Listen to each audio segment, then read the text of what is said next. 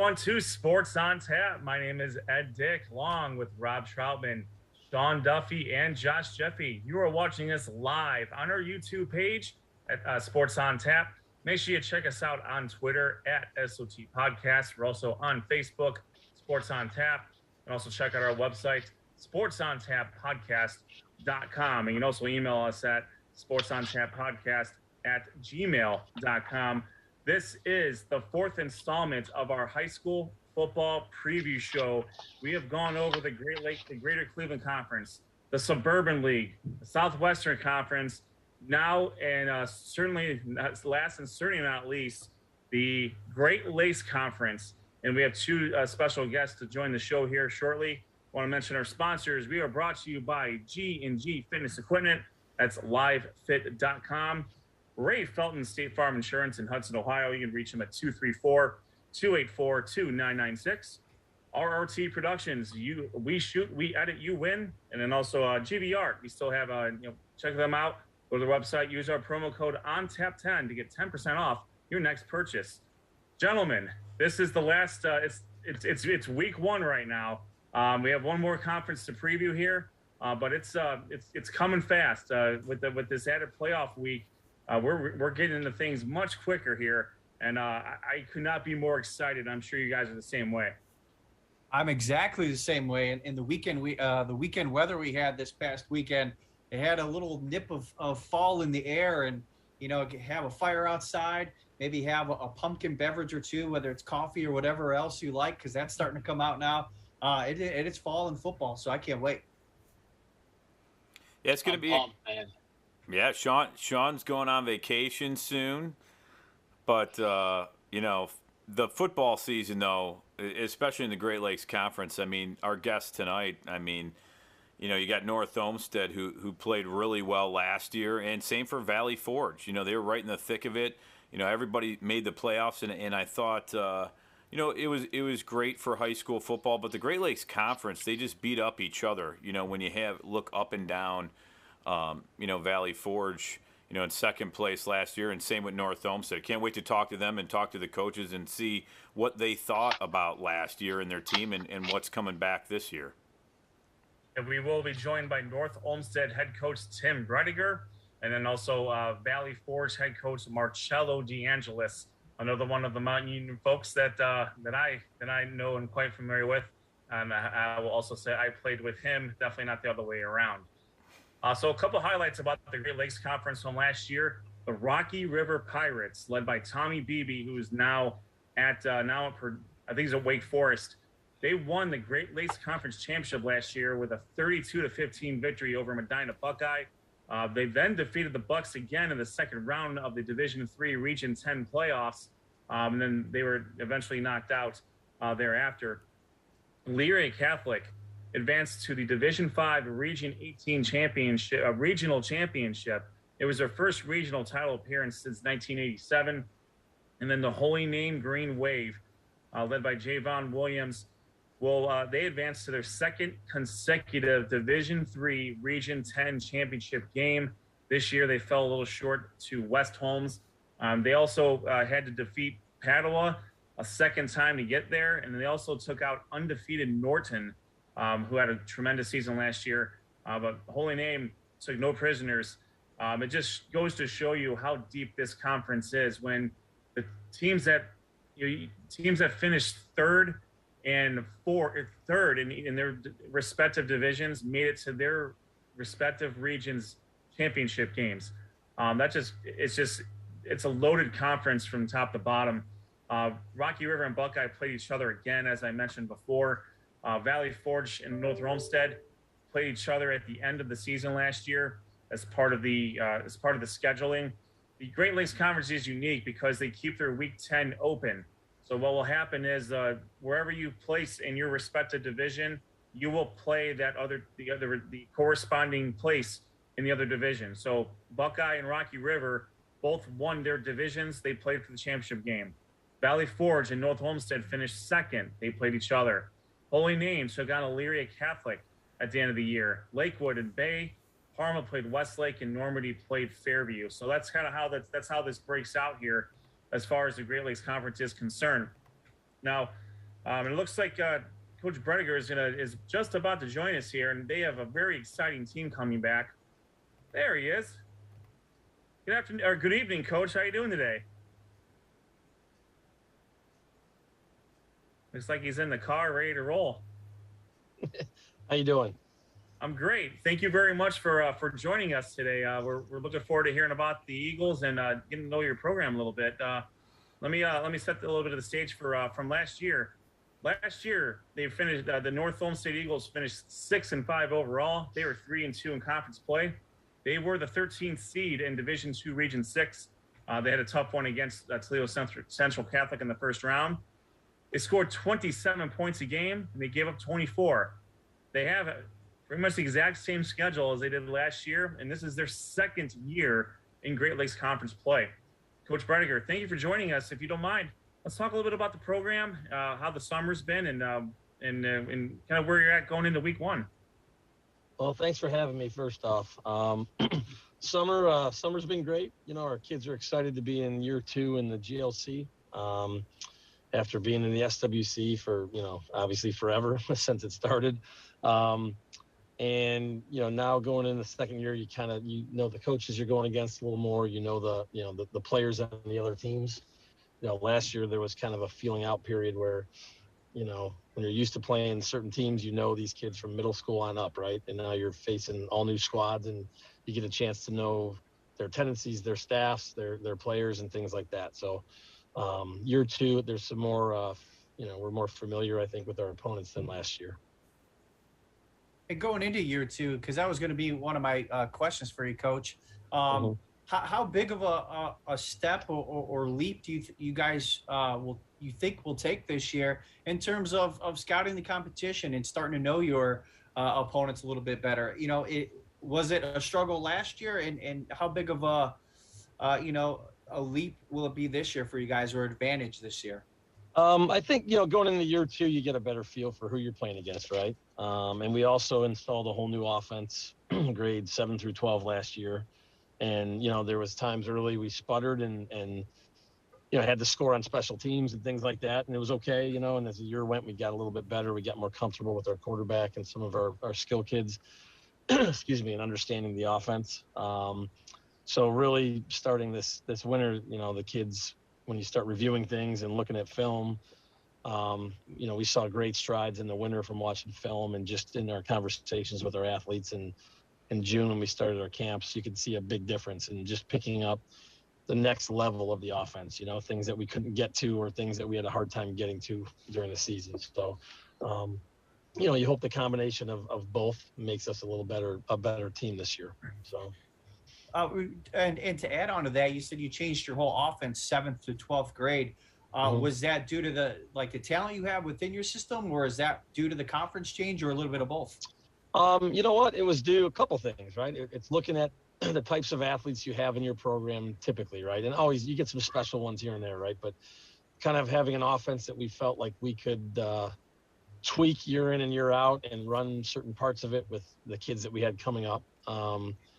And then, it was partly we had some new coaches that we hired as well that were more familiar with this offense. And then we also wanted to kind of just change up, since we were going into a new conference, kind of change some things up. And it really fit some of the athletes that we had last year and the athletes that we have coming up right now. So. Coach, again, thank you so much for joining us. And a couple question I had, and we've asked pretty much every coach we've talked to, is this is really not only the second year in the GLC, but really the second year of this expanded playoff and kind of this, this push to include more, which, essentially kickstarts the season pretty early. Have you been able to adjust your schedule going forward? Because I don't believe North Olmsted's in school yet. Yeah. And is it something you're kind of having to change as you go or make changes to from a scheduling and a routine standpoint? Yeah, obviously with every coach with COVID, you had to jump through hoops and do a lot of weird things, right? And then last year, you were kind of coming out of that a little bit. And then the expanded playoff thing, it was kind of like, okay, we're getting to play football, so it doesn't matter, right? At least we're playing, right? And now this year, you're kind of trying to get back to 100% normalcy, and it is everything seems to arrive pretty quick, right? You know, we're before you knew it, you had 2 scrimmages done, and you were in full pads and things like that. We're fortunate at North Olmsted. We don't start school till after Labor Day this year, because of some things they're doing in our district. So really for us, you know, we in our meeting today, we told the kids, like, this is like college football. Like we're on campus and we can do whatever we want all day. And we don't want to run you into the dirt, but like we're going to take our time with our lifting program and film and meetings more so than we would normally, because we have, you know, we're going to play 3 full games before our first day of school. So, you know, you have a lot of time, again, to work with these kids and hopefully, you know, get them healthy and not just beat them up, but work more on the team building and the mental aspect of the game, not just running into each other on the field. So. Hey, Coach, Rob here, and thanks for taking time to join us tonight. You know, talk a little bit about your team. You know, you guys made the playoffs last year. I thought it was a really good jump, and talk about the players that were on that team that are looking forward to this year that are going to have an impact on your team offensively or defensively for you.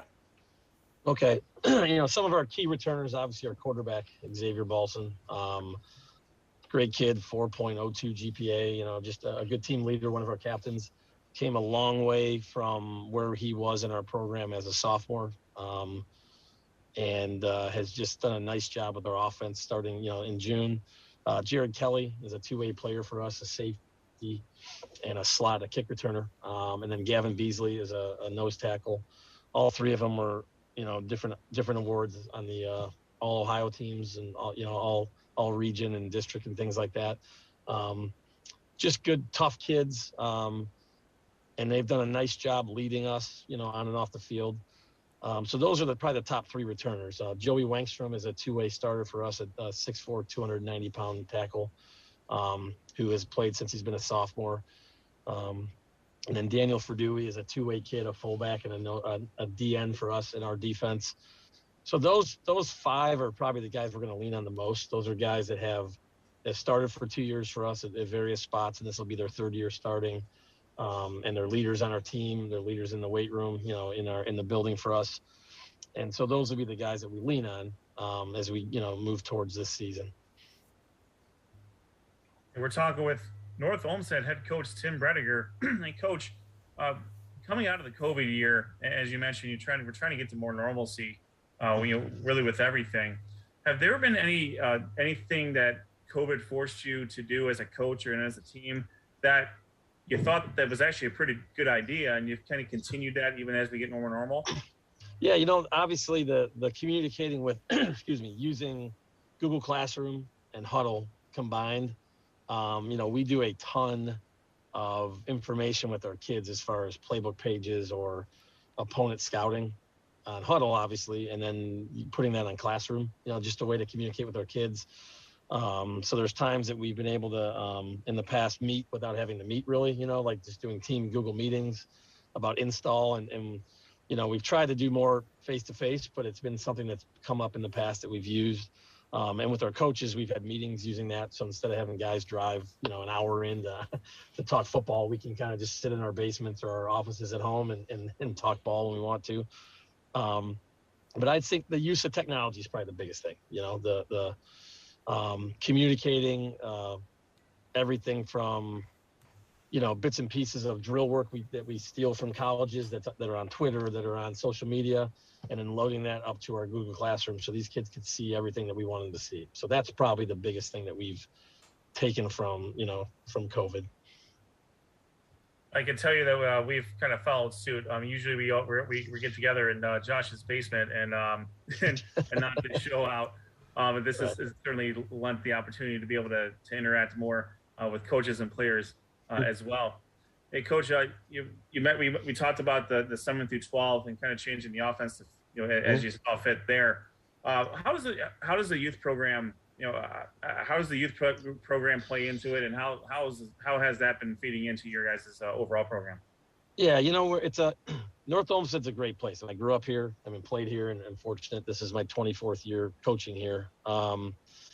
It is an older community, right? And when they built the new complex 5 years ago, it brought back, to me, a lot of life. There's a lot of new families that moved in that had kindergartners, first, second, third graders. So we're starting to see that in our 3rd, 4th, 5th, 6th grade levels where those kids are playing football, whether it's padded flag or tackle. So our numbers down there have been really better than they've been in a long time. So that's kind of encouraging. Our middle school numbers dipped during COVID. So we're still seeing some ramifications of that. Really, our freshman class currently is really small. And it was a class that even in 7th grade during COVID was small, and it just, I think a lot of schools, in our conference too, are dealing with that issue now too, where if COVID, some kids didn't go out in middle school, it's hard to get them to come back out when they get to high school, and I think a lot of parents kept some kids out, at middle school age during COVID.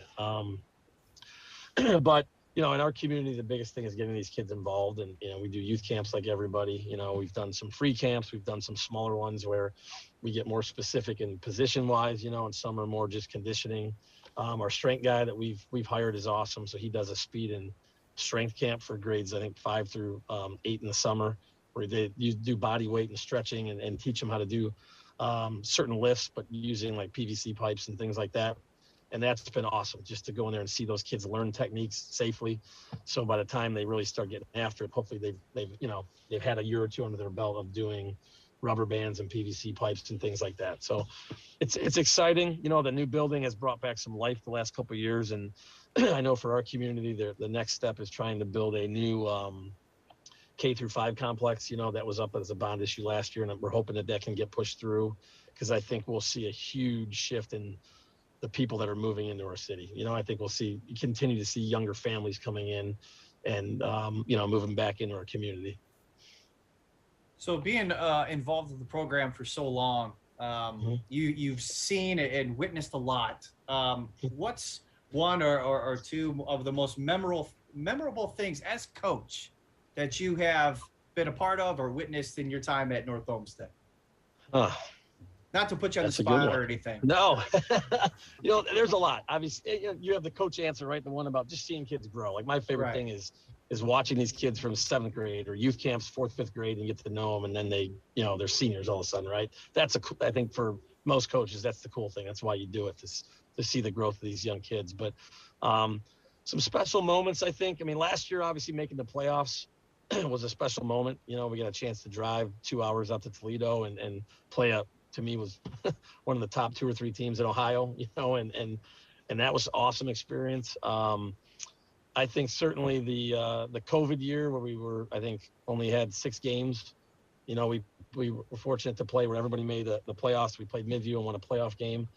And I know, it's not a real playoff game, so to speak, but just for our community to say that, hey, we got into the playoffs, whatever the way it was, and we won one, and then we got shut down right after with COVID for the whole year, that was bad. It's a memory. It's not a good one. But I think there's some, early in my first couple of years as a head coach, we had some games where we beat Avon Lake 2 years out of 4. And that was pretty special because the last time we had beaten them was my senior year in high school in '93. So we went on a nice 20-some year drought, I think it was. And when you can play with a program like that and come up with a couple of victories, that was pretty special. There was a nice comeback when we were down 18 points to Berea Mid Park. I think it was like their first year they merged, and we came back and won in the last 2 minutes.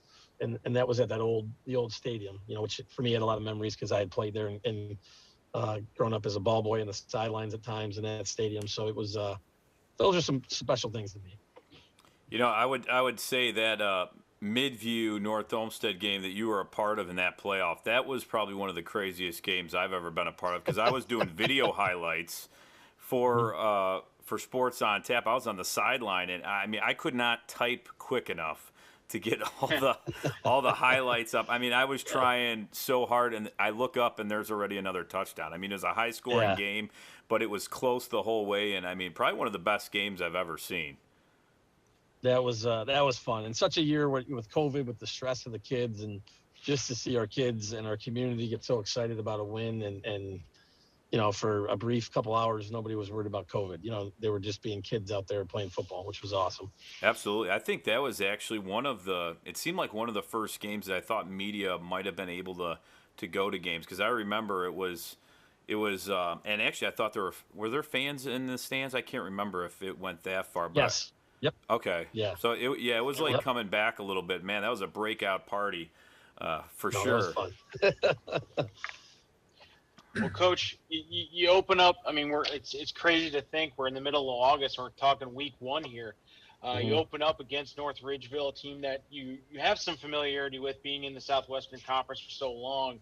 What are some of the keys you think you want to focus on for your team this week, especially with week 1 and it being really not your normal week 1? Right. No, you're kind of playing college accelerated, football, right? like you said. Yeah. Yeah, it's fast forward. Yeah, football all day long. The thing about North Ridgeville is obviously, like, all our kids know each other, right? It's a border community. A lot of kids grew up playing baseball, club basketball, and different things together. So there's a big, I think, overlap of kids that know each other pretty well. Similar to when we used to play Olmsted Falls and things like that. Coach Morgan is I don't want to say a friend, but somebody I know pretty well. My wife teaches in their district, so I know Coach Morgan pretty well, and we talk often via text. And he's done a nice job. Obviously last year was his first year, but just there's some, they got some numbers coming back there. They've got some kids doing some nice things. We were able to see them at a scrimmage in person, and then we obviously exchanged films with them. So, we tell our kids all the time, we need to worry about ourselves, right? That's what we stress. You game plan, you watch film on your opponent, and you want to know your opponent, but we need to take care of ourselves. And our biggest issue last year, not to go off on a side tangent, but was personal fouls and being undisciplined in key games later in the year. And we had probably 5 or 6 personal fouls in those last couple conference games that just killed us, and turnovers. So, we just stressed all year, we need to take care of ourselves and worry about what we're doing. And obviously you game plan, you respect your opponent, but that's kind of what our mantra, our focus has been all year is, we need to eliminate the self-killing things that we did last year in the last couple of games, and that's kind of our theme during camp. But looking at Ridgeville, I think they have an offense that in a lot of ways is similar to ours. It's a triple option, or a shoot off of a triple option, where there's, most of the plays they run, there's 2 or 3 people that could have the ball, and they have some variations of it that are pretty unique, pretty cool, pretty hard to stop. And they have a couple skill kids that the first 2 films we've seen have stood out, that can catch the ball and run after. And their defense, to me, looks faster and a little bit more physical than they were last year. So, with it being so early in our scrimmages, having 2 scrimmages, and you really don't know who can tackle, who can hit. You have the dudes that you bring back that can, but you're waiting for your pups, your sophomores or your juniors that are new starters to prove what they can do. And with 2 scrimmages in a short camp, it's hard to assess that sometimes. So I'm excited to see what they can do Friday night. Hey, Coach, as you as we've been covering the program through the Southwestern Conference, and as you join the Great Lakes Conference, your team has always proven to be a tough out. It doesn't, North Olmsted can beat anybody on any night. And as you've mentioned, with some of the wins over Avon Lake, and especially as the season wears on, no team wants to play North Olmsted. I can tell you that, just from what I've observed. I mean, as you said, Illyria Catholic, Holy Name, and Rocky River, you gave them all you can handle last year, and I'm sure they'll be up to the task. But you guys are going to be a tough out for anybody at the end of this year. Well, that's the goal, right? Is to be in every game in the fourth quarter, right? And the old SWC, there was a lot of times I think we were outmatched, but with fortunate to have some really good coaches on our staff that are great, awesome guys that have coached forever, and you just find creative ways to make halftime adjustments meaningful. To have a purpose when you go in, right? And the nice part about the GLC for us is, like, everybody's got 50 guys, right? Everybody's got maybe 60 at the most, right? So everybody's playing both ways. Everybody's, punter is a D lineman, or, is a wideout. It's football. You know what I mean? It's not as specialized. And the SWC, I loved it, and I hate leaving it because, again, I played in it and coached forever. But for us, where we are, our community, to me, every Friday is a fair fight. Every Friday is a chance to win, and every Friday is an opportunity to show, what our kids can do and how they can fight. So, We will see Coach Brediger and the North Olmsted Eagles. They will be taking on North Ridgeville at North Ridgeville this Friday night to start their season. Coach, thank you so much for taking the time to join us. Best of luck to you this season, and we'll look forward to talking to hopefully you and some of the players as the season goes on. Hey, thanks for having me, and thanks for what you guys are doing for high school football. I appreciate your coverage and your work. Thank you. Thanks, Coach. We appreciate it. Good luck this season. All right, thank you very much. Take care. That is head coach of the North Olmsted Eagles, Tim Brediger, joining us, and getting ready for a real good game coming up this week. North Ridgeville, a familiar foe. They also take on Amherst, which is another former foe of theirs from the SWC. And in between that is a game against Grain, who made the state semifinals last year. So there's no slouches on their schedule, especially as you get into conference play. I meant to Sean made this really sweet PowerPoint, so I would be remiss if I did not show everybody. Not precious about it. What our conference looks like here. So the Great Lakes Conference is as such. The Western Division: Bay, Illyria Catholic, Fairview, North Olmsted, Rocky River, and Westlake. The Eastern Conference or Eastern Division: Buckeye, Holy Name, Lakewood, Normandy, Parma, and Valley Forge. Certainly very, very evenly matched when it comes to the divisions. There's a lot of parity in this conference, and that's one of the best things about it, and that's what makes it so enjoyable to cover. A lot of good teams that are capable of beating any team at any given time.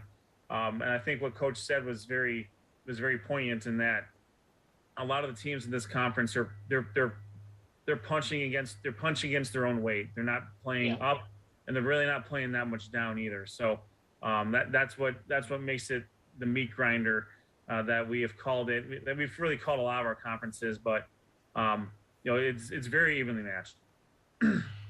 One thing that I caught that we picked up on was Coach Brediger mentioned that North Olmsted's not even starting school until after Labor Day, and that they're going to have 3. So their first 3 games are essentially played without their kids being in school. And, that's got obviously some drawbacks and some advantages. You're not having to deal with the school and everything as much. You're basically just there to do football for those first 3 weeks. Now, obviously, I think it's going to be crucial for North Olmsted to make sure they have some sort of built-in routine that simulates what it's like. Maybe have, like you said, practices at the normal time and things like that. But it's the nature of the beast right now, given the accelerated kind of off season or preseason that this extra playoff week provides. And obviously they have a little bit more going on with some things within the district itself. I think that plays a huge part in it. But I'm really looking forward to see North Olmsted this year. I think it's going to be fun to watch them. I think they're a team that, obviously he said they revamped their entire offense last year. So this is their second year, and there's a more familiarity with the lingo. There's more familiarity with how they execute that. And there's more familiarity with the opponents. I mean, last year, let's be honest, they were playing a lot of these teams for the first time ever. So, as much as we talk about how the Southwestern Conference maybe has that staleness or that no surprises left, I think the opposites for the GLC. A lot of these teams are not used to playing, or some of these teams are not used to playing these teams at all. I mean, you look at a team like Westlake. This is their first full year in the GLC, and they're in the Western Division, and they're going to be playing a lot of teams that they may not have a lot of familiarity with, and it's going to be something that they're going to have to adjust to, going forward. And just to highlight North Olmsted a little bit more here, quarterback Xavier Balsam was a monster last year. He was the third-team All-Ohio quarterback. He threw for over 1,200 yards and rushed for another 470. He had 15 total touchdowns, and he's certainly going to have the ball in his hands a lot this year. Jared Kelly, he had 735 yards with 10 touchdowns. He had 495 yards through the air and 8 more touchdowns. He also had 2 special teams touchdowns. He was all over the place last year.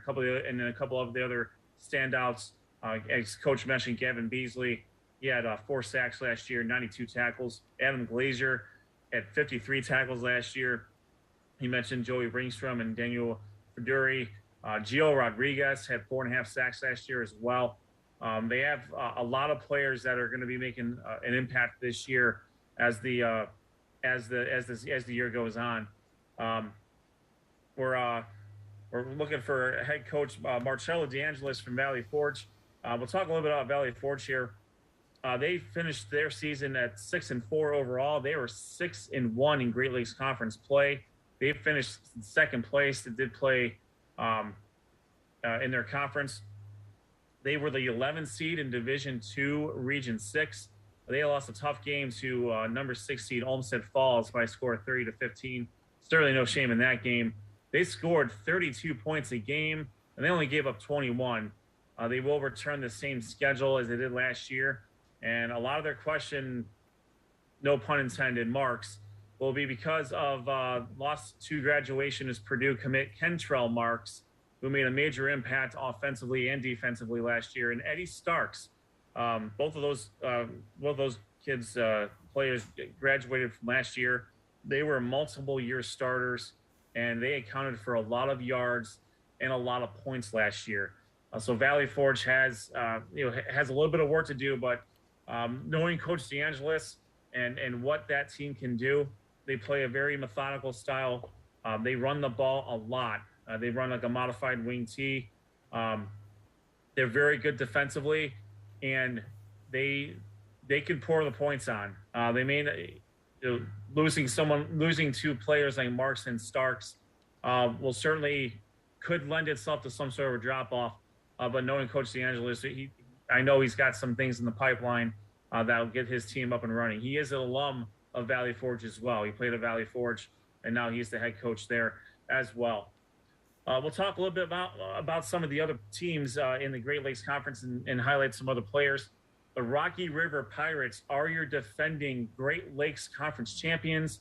Again, Tommy Beebe was their stud last year. He's now at Wake Forest. He was a star running back and linebacker. However, the cupboard is far from empty. It seems like there's BBs all over the place. We've been covering these guys for a while. Now it's Johnny Beebe's turn to take the reins as the elder Beebe, and he comes back. He rushed for 532 yards last year and 8 touchdowns. Unfortunately, he missed a couple of the later season games due to injury, and but he's going to have a huge presence on his team. Coach Josh Wells is going to look for big things from Johnny Beebe, both as a defender and also on offense and on special teams. Rocky River, they won the league with a 9-4 record.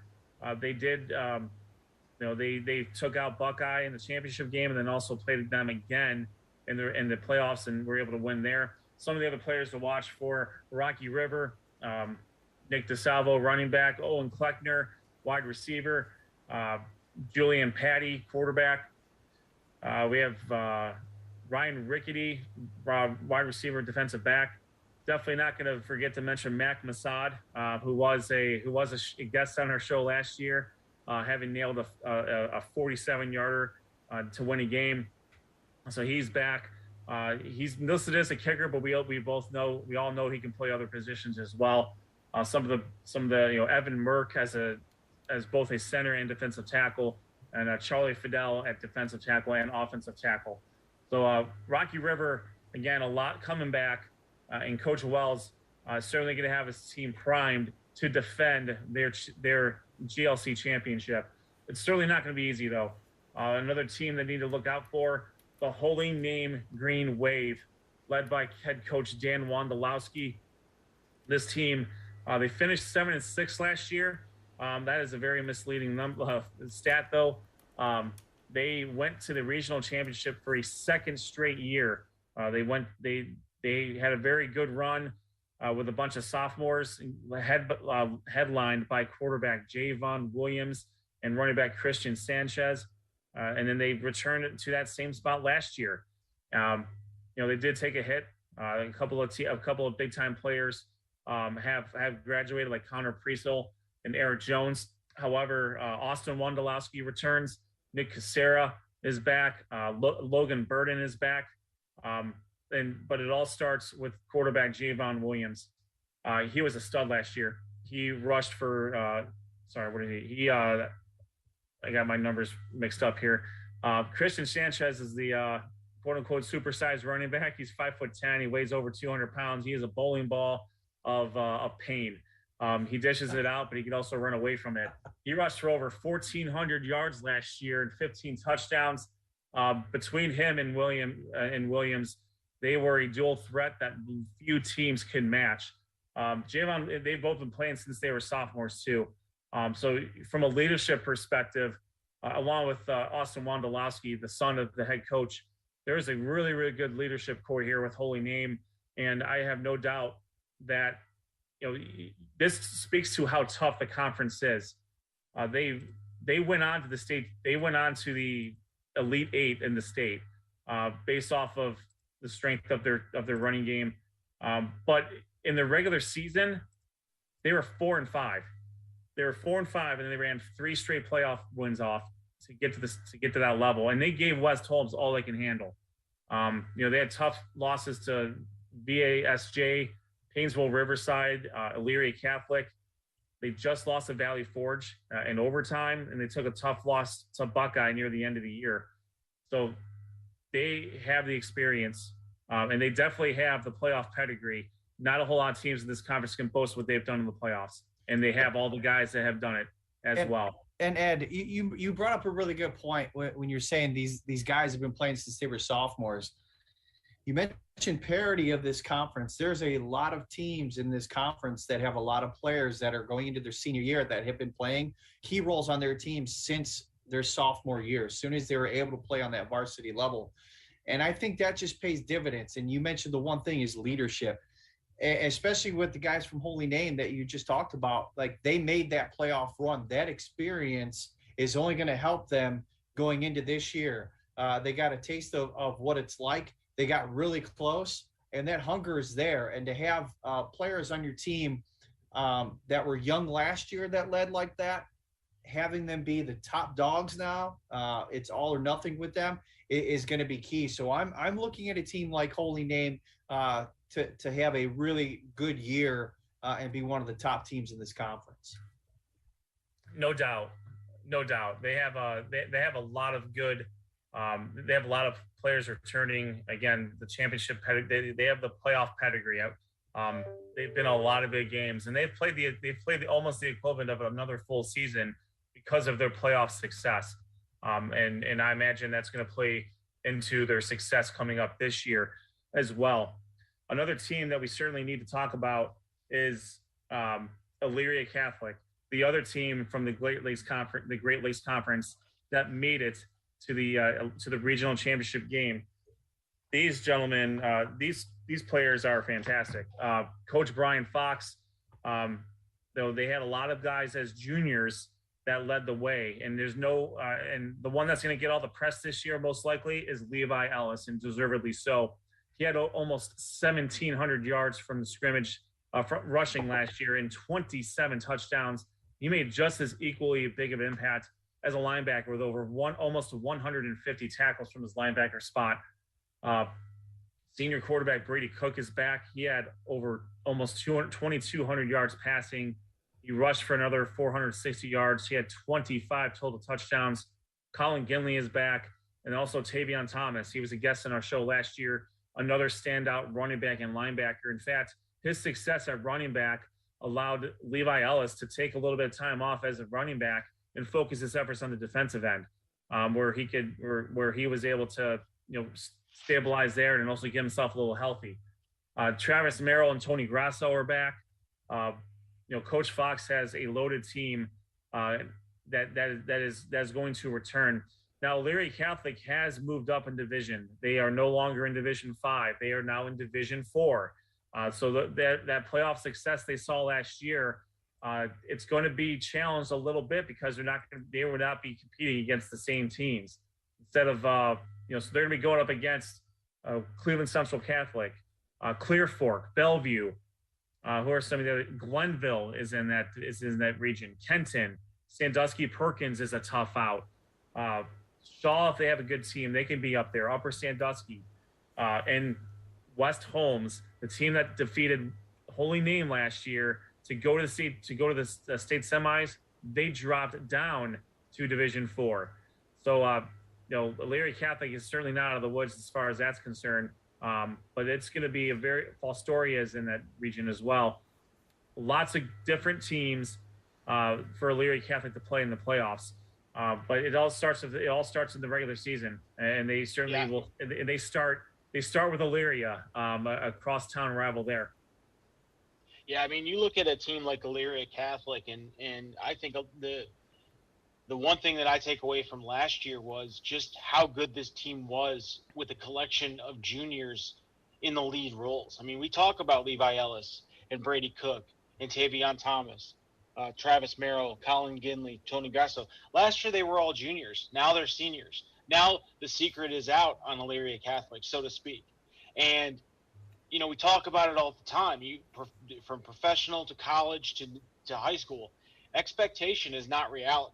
If you have the expectation, you better live up to it. And I think Coach Fox at Illyria Catholic has this team just charging into the regular season. I expect Illyria Catholic to be one of the teams we're constantly talking about in the Great Lakes Conference every week as a team that nobody wants to play because they are physical on both sides of the ball. They run it down your throat and they stop you dead in your tracks on the defensive side of the ball. I really do look for Illyria Catholic to be the breakout of their particular division. I would say that Illyria Catholic, in my mind, is probably the front runner to probably be in that championship game, if not quasi championship game at the end of the season. If not, it would be a shock. But again, I just see this team as well rounded on both sides of the ball. And it's very, very fun to watch that team because you just know that they've been working. I mean, a lot of these kids play like we mentioned, like Josh mentioned so great when he was talking about this, is we're seeing these kids, particularly in the GLC, getting a lot of early playing time. And Coach Brediger mentioned it. They got a certain number of kids that are out there. Okay, so they're getting a lot of experience sophomore, junior year, so they could take that step into their senior years. It's really fun to watch these particular teams because you kind of see that progression. And with a team like Illyria Catholic, I mean, last year they were ahead of schedule considering how young that team was, and now they're coming into their senior year, and I think they're the force in the GLC this year. They're my hands-on pick to win the GLC, and that's not taking anything away from any of the other teams. I just think if you look at Illyria Catholic, the way they play football, I don't see anyone in the GLC being able to stop at 4 quarters. I just don't. They do it. They're too well coached. They execute too well. And some of the other teams that will have a little bit to say about that. Yeah, I'm sure. The Buckeye Bucks. They were 8-4 last year. They were the. Wait, Rob, we're doing the Buckeye recap. Just so you know, we're doing the Buckeye recap right now. And I'm sorry, I hate interrupting you, but if we don't tell Rob, he loses where we are. I never remember. That's my fault.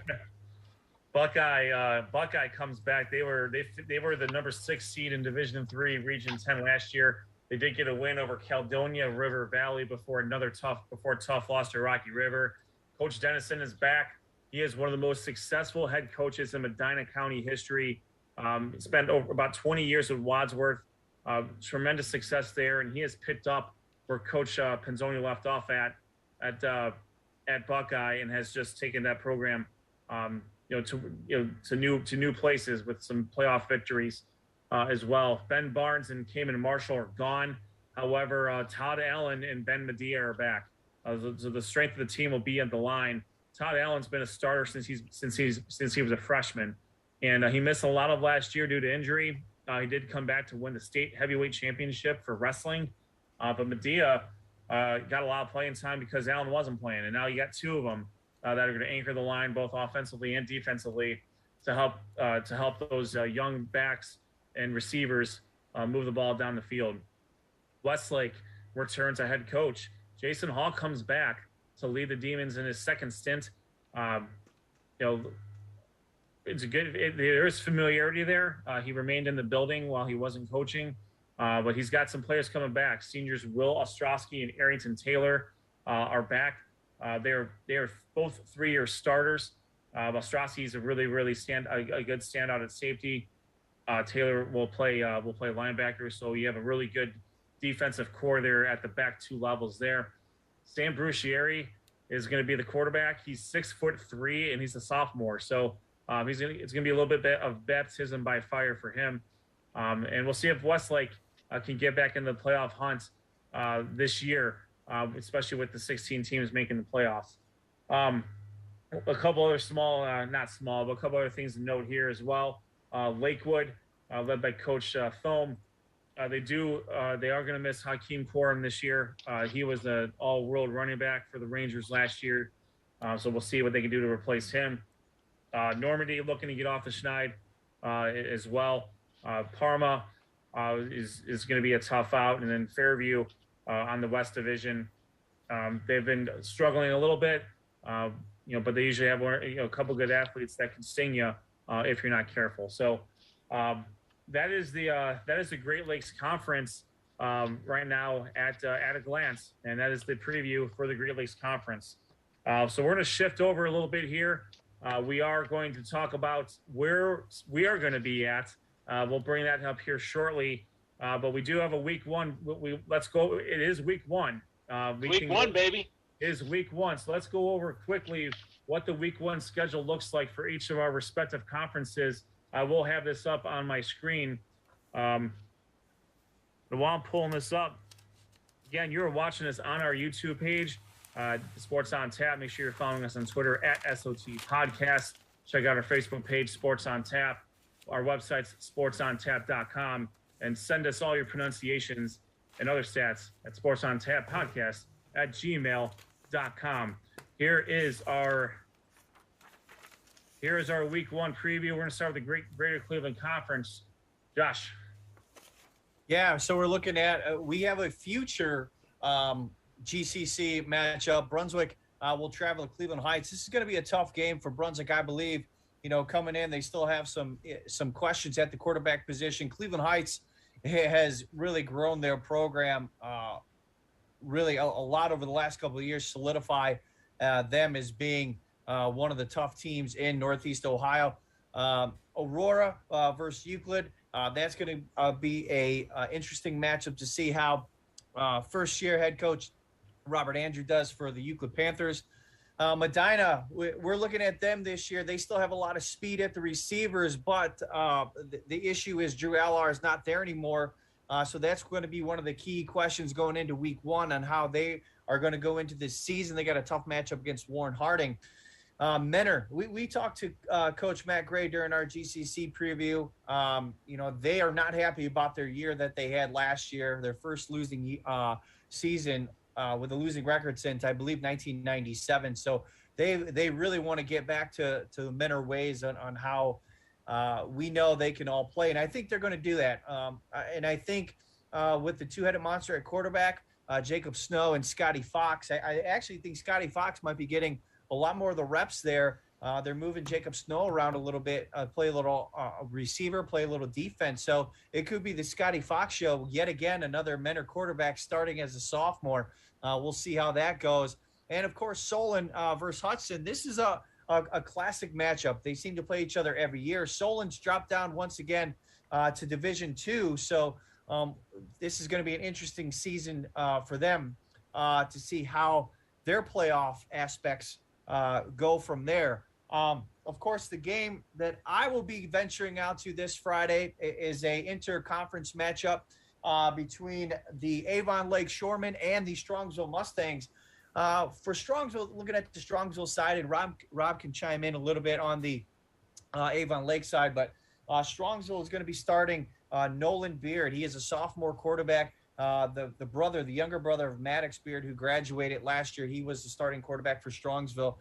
They lost Blake Miller on the line, but they do have some solid replacements. Let me make sure I get the name right. Colin Van Roy. He's about 6'5", 300 pounds. He's going to be anchoring the line instead of Blake Miller, so I'm sure they're going to handle that really good. But Strongsville's going to be a team in transition. And we talk about it, fellas, and it's true through all aspects of football is that quarterback position and how, how important of a position that is. Nolan Beard, he's coming in as a sophomore, and this is going to be a tough conference to make your headway in, but he'll be better for it in the long run. It's going to be a good game. I'm looking forward to it. Avon Lake's a strong team. They got a lot of playmakers coming back, including their quarterback, Jeremy Dizek. So it's going to be a good game. Looking for Avon Lake to really jump out on top on this one, though. Yeah, it's going to be a fun game, especially, like you said, they have the quarterback coming back, Dizek, Matthew Stewie, the senior wide receiver. Those two are a combination that I think is going to be interesting to watch because Avon Lake's a team that normally has a good balance of passing and running the football. They do have their top cornerbacks, Keegan Ruddick and Pearden Pepe coming back. So they have some different options there. All Ohio defensive end Avery Viencourt leads the front there with Connor Nilsson. He's 6'5", 240. Caden Peters as well. So Avon Lake defensively has some guys coming back. That's one thing I think they really need to clamp down is defensively because they gave up some points last year and their offense, did sputter a little bit, but they also had a lot of injuries as we had a chance to talk to them earlier this season.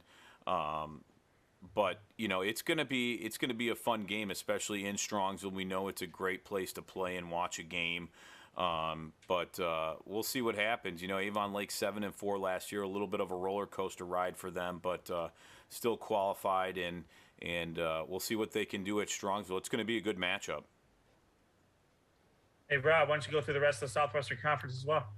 All right, yeah, Avon, they're heading to South Carolina. It's almost like a little vacation for them, although I know Coach Elder talked about it. It's a nice place to play, but they're looking for a little competition as Jacorian Caffey, the running back, and Sam DiTilio, the quarterback, going to take that offense. But Amherst Steel, I think, I believe that game might have been yesterday. Valley Forge and Amherst Steel played. Not sure what the result was of that game.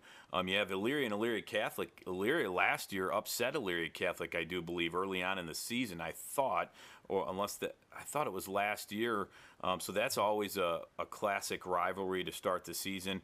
Rocky River and Midview, Midview's a team that is looking to be led by Mark Reed, and they're going to go against Rocky River, always competitive with Coach Wells right there. North Ridgeville and North Olmsted, we talked to Coach Brediger about that, and Ridgeville and Coach Morgan looking to get his team. They lost some playmakers last year. They're going to go to North Olmsted, and both teams looking to run the football, and let's see who makes more plays in that game. Olmsted Falls, they're going to have a real tough game with Chardon. Chardon's a good team, but remember, for Olmsted Falls, Rocco Conti's coming back. I mean, he had 2,000 yards last year. Then they have Rutgers commit Dominic Rivera. He's going to lead one of 4 starters on the offensive line. So they're going to have that offensive line back, which their offense is always tough to stop. They have a lot of moving parts.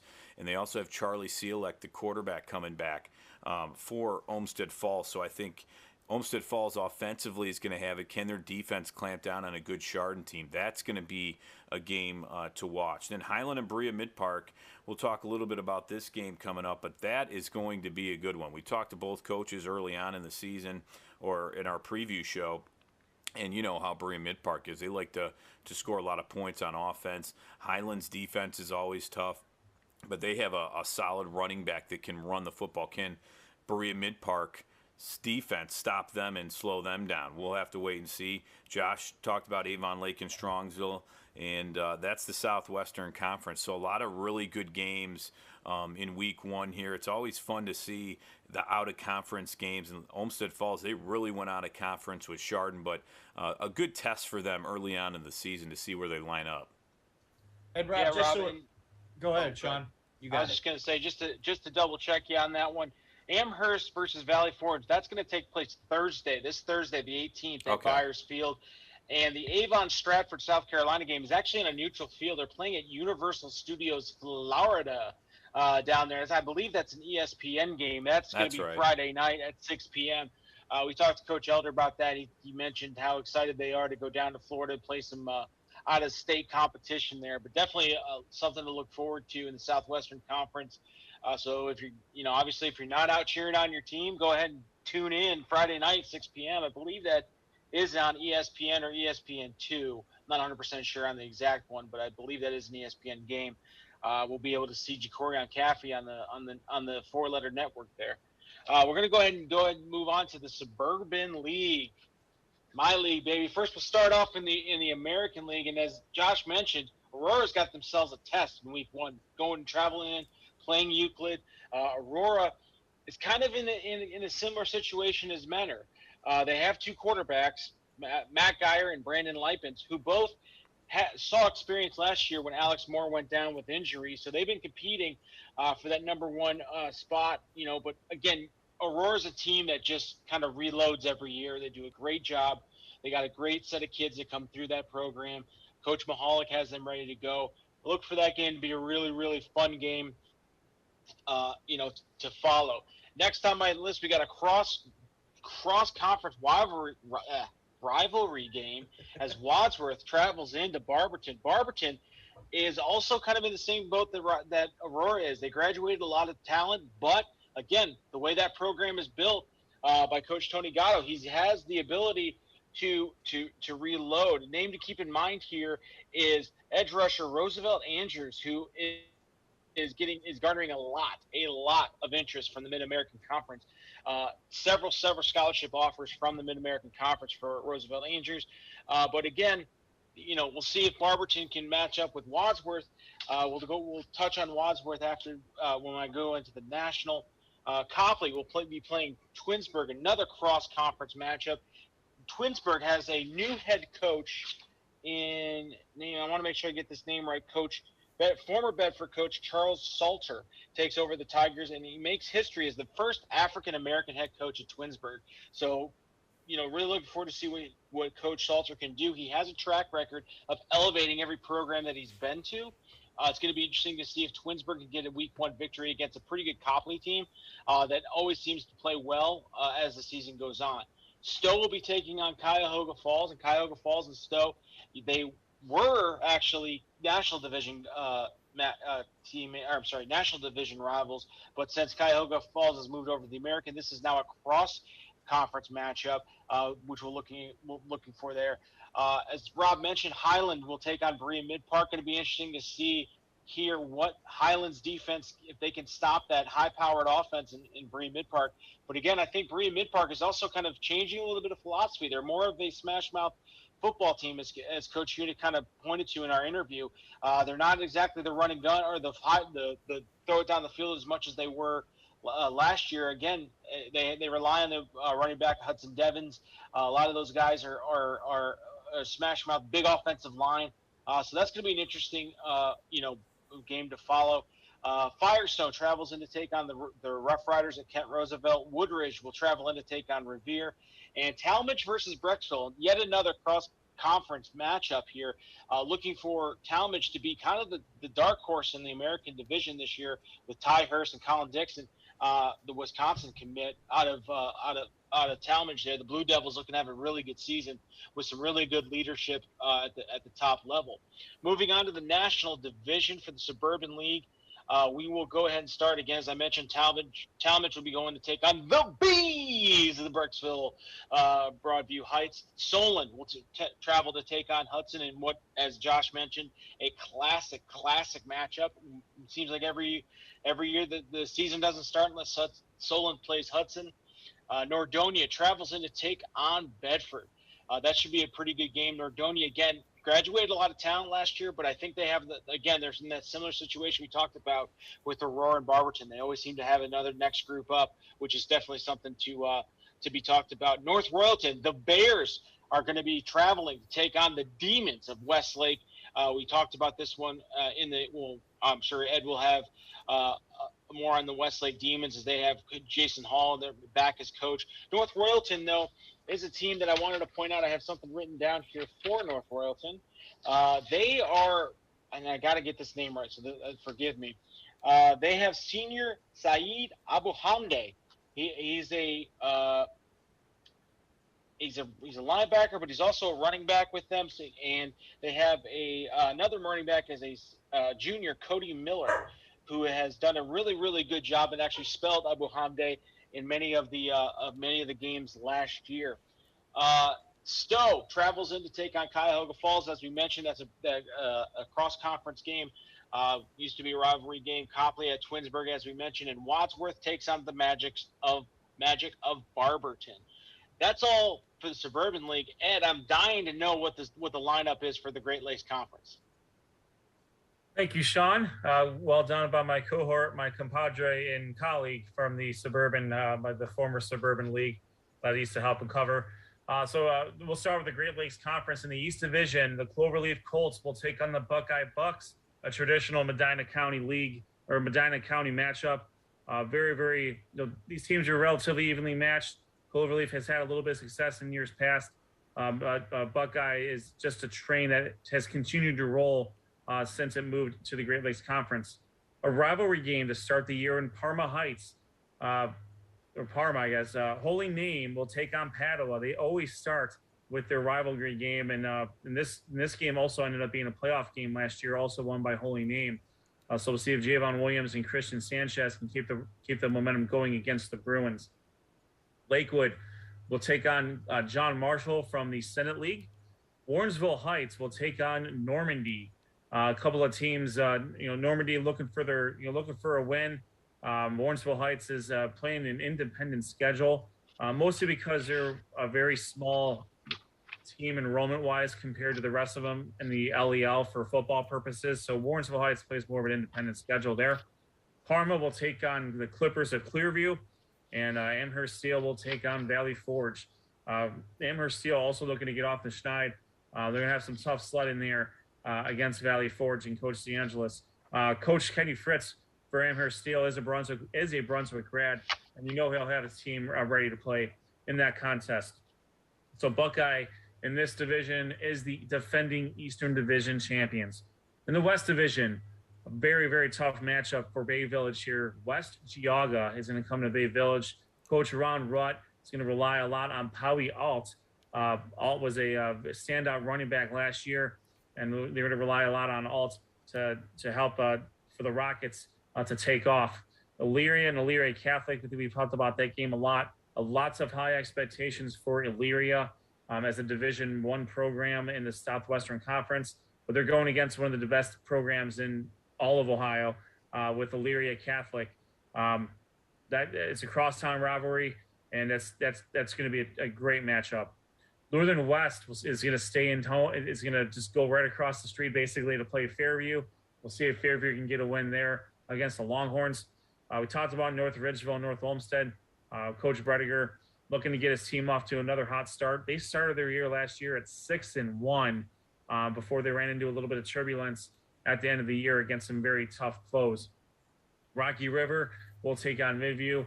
We'll see if Johnny Beebe can continue the Beebe tradition of just dominating, and seeing if Coach Wells can take his team past Coach Luke Beals' Midview Middies. Again, North Worldton will take on Westlake. That's another good matchup. Very evenly matched teams from that aren't separated too far from each other. Jason Hall comes back from Westlake against Coach Chuley. He's been in North Worldton for quite a while, and they have a very, very good competitive squad there. The defending champions of the West and also the defending Great Lakes Conference champions are the Rocky River Pirates. We mentioned it. I think Josh alluded to where he is going to cover the first week of games. If I'm not mistaken, I think we have another one. You are correct. Do we not? You are correct. Sorry, I forgot I had to unmute myself again. Minor details. Yeah. Wait, did you guys do the Buckeye recap or? We did the Buckeye recap. Oh no, Sean. Yeah, Sean said that. Okay, so we're gonna head to Berea Mid-Park and cover the Highland Hornets taking on the Berea Mid-Park Titans. Had a chance to talk to Coach Gibbons and Coach Hunick earlier in our preview show earlier, and I think it's just a great matchup. There's a lot of really great matchups, I think, in week one, but that one stood out, and both teams always just so solid. So who's going to come out on top, we'll see, but we'll have video highlights at SOT Podcast on Twitter And then you can go to sportsontappodcast.com, our website, and there'll be highlights from the game and much more. Maybe some interviews if we can. We'll see how it goes. But should be a fun night for football in week 1. And where's our other game at? As I mentioned earlier before, it's going to be at Strongsville, Avon Lake against Strongsville. Just to make sure I wasn't on mute because you guys were looking at me like guys, we are now officially Yeah. Oh, okay. All right. Yeah. Dude, that's perfect. That is the perfect screenshot right there. Yeah. So, like I was saying, yeah, we'll be at Strongsville, kind of 2 teams. Huge. 2 different teams, one kind of going through a transition, starting with some younger players. It's hilarious. Yes, it's showed up. That's great, Sean. Thank you. And then we got Avon Lake. It's huge news. We got Avon Lake, who's got a lot of experience coming back. Just some other quick reminders. We got some really cool stuff happening this year with Sports on Tap and our high school football coverage. Once again, our Player of the Week poll, sponsored by G&G Fitness, will be back. So make sure you get out there and vote for your favorite player. We will all come up with nominees from each one nominee from each of our conferences. We'll have the poll up on Saturdays, and that'll go to until the show starts on Mondays. Also, we're going to be debuting a little bit later on in the season here, the Sports on Tap Power 10. That's going to be our top 10 rankings that our very own Ed Dick is going to be responsible for. So any comments, questions, or concerns, you can direct them towards him. No, we're going to all have a little bit of input on this, but we feel it's only necessary that we're going to have a top 10, a Power 10 basically, featuring teams from our 4 conferences. There's a lot of teams, so we'll definitely be able to get a top 10 in there. And one thing I want to mention, too, the Coach of the Week, if they want to nominate a Coach of the Week, G&G Fitness still is doing that on livefit.com. You have to go to their website and nominate your coach and tell them why you want to nominate a coach. It doesn't have to just be football. It could be from any sport. So go to livefit.com and you can nominate your Coach of the Week right there on their website and give him props. And I believe they send a T-shirt, and possibly you could be in the running for a piece of fitness equipment in the gym there, so in your school. So that's one thing that they do, but you have to go to their website and nominate a coach that you think is deserving of that award. And one last thing, again, our show is going to air every Monday live here on YouTube. So if you have not already, please make sure you subscribe, spread the word. We are going to have tons of players on this year. We're going to really work to effort to get as many on as possible. These players deserve to have their moment on our show to talk about their game, talk about their teammates, and talk about their experiences. So we're really looking forward to that once again. So make sure you subscribe to Sports on Tap. Hit that little subscribe button and give us a like as well. And I believe the time's different, though. It's 7:30. Yes. We're starting in week 1 on a Monday night. Sean, do you have to explain yourself? I'm so upset because I launched right into that, and then I didn't even realize that my internet connection until about halfway through. So my dogs got a heaping helping of my promo that I cut. So, well, I tell you what, it was the best that we've seen of you so far this season. So, well, you know what? Again, this is how it looked. Yeah, it was a freeze frame. I mean, it couldn't be any more perfect. And Josh was talking about all this news, and we're like, it's huge news. And you're just, it was perfect. Huge. All right. I think with that, let's, that is it. This has been the final of our 4 conference preview shows live here Monday nights at Sports on Tap on our YouTube page. Again, we are brought to you by G&G Fitness Equipment, livefit.com, Ray Felton State Farm Insurance in Hudson, Ohio. You can reach them at 234-284-2996. RRT Productions, we shoot, we edit, you win. And of course, GV Art, hit up their website, use the promo code ONTAP10 to get 10% off of your order. Guys, week 1 is upon us. I cannot wait till next Monday can't wait till Thursday, 'cause that's when some of our games already start. Yep. Friday, it's one of the best times of the year for us, and it's going to be another 16-week ride. Mondays, sometimes Tuesdays, this year. So without further ado, for Rob Troutman, Josh Jeffy, Sean Duffy, my name is Ed Dick. We will see you on the other side.